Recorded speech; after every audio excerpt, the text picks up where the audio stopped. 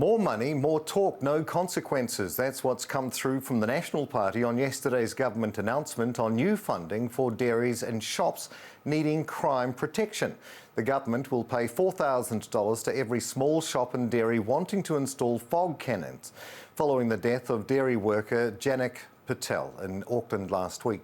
National's Justice spokesperson Paul Goldsmith says the governments must acknowledge the key role it's played in the current crime wave before it can fix it.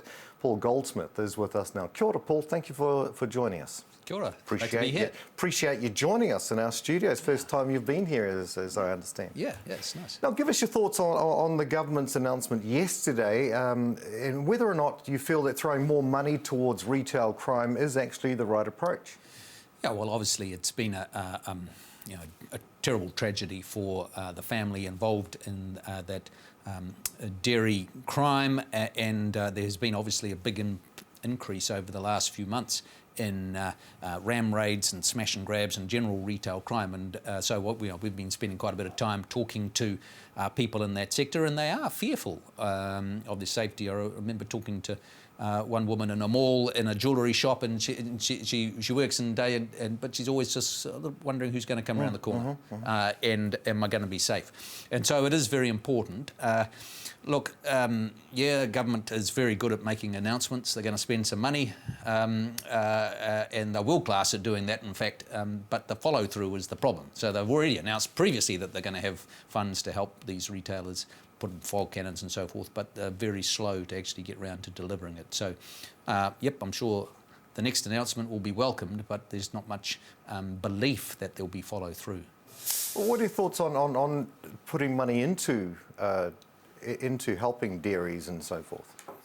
Yes, well, I'm sure it'll be welcome, and it's a step, but it's really, it doesn't solve the problem. I mean, we don't want to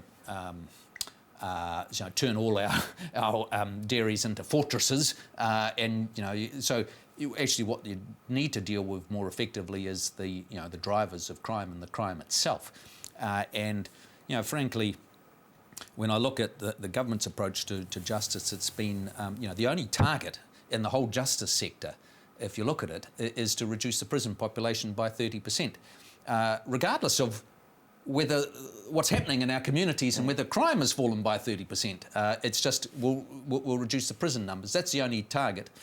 And then when you combine that with all the other signals that they've sent around making excuses ultimately for crime, I think that has led to this kind of sense of no consequences for crime, which is making people feel less safe. And so I think you've got to get the messaging right and be a bit clearer.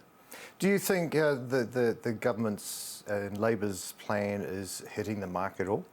No, it's not, and it's muddled. Like I say, I think in justice they've had good intentions. I think of people like Kelvin Davis got good intentions, but what we're not seeing is the actual results, because what we're seeing is an increase in violent crime and a very big increase in this area, and people are rightly worried. It's frankly, after the cost of living pressures that people face, this is the sort of second issue that people come up with, saying we don't feel safe in our communities, and it's the number one thing that government should be responsible for. Yeah, if National was in power right now, you were responsible for making these decisions, what would you be doing?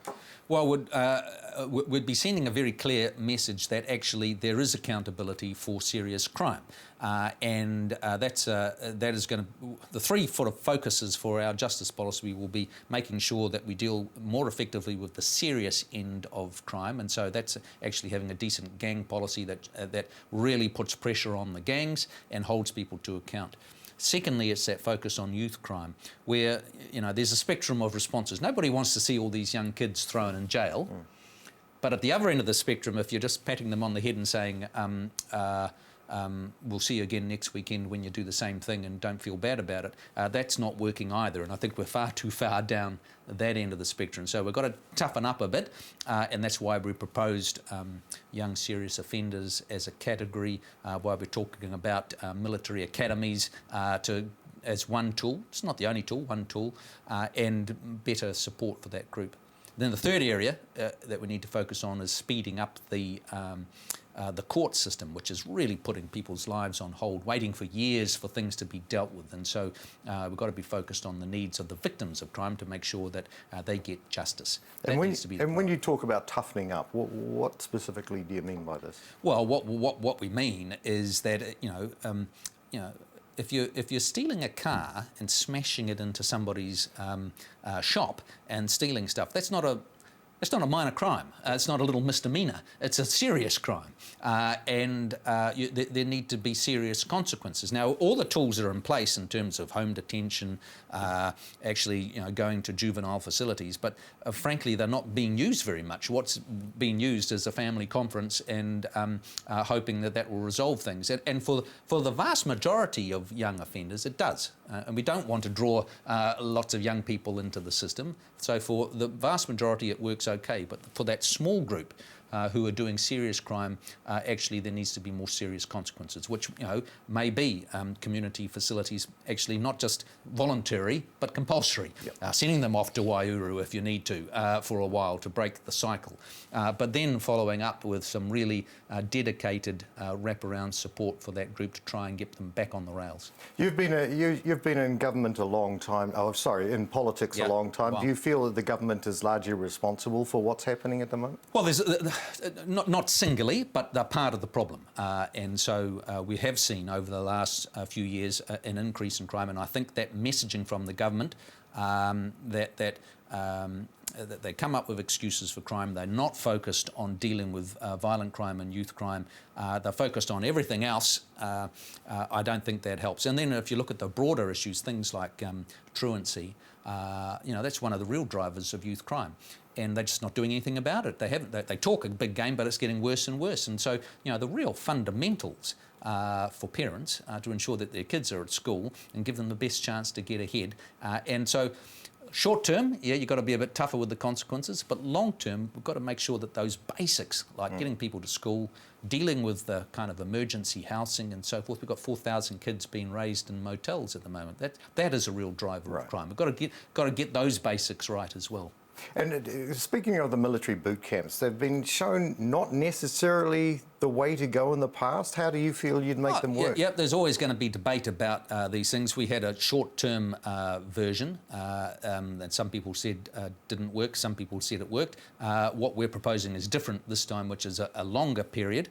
Because they have had an 85% recidivism rate. Yeah, but I mean, unfortunately, there are high recidivism rates in every program that you look at.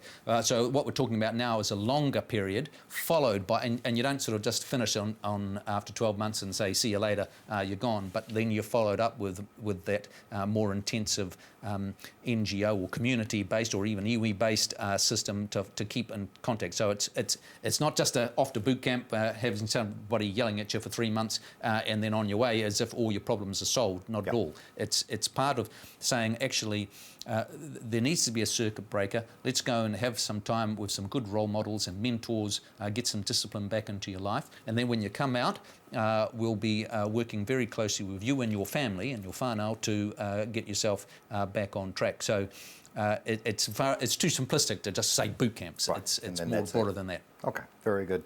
Paul Goldsmith, Nationals Justice spokesperson. Thank you so much for your time today, and thanks for coming and visiting us. Good to be here.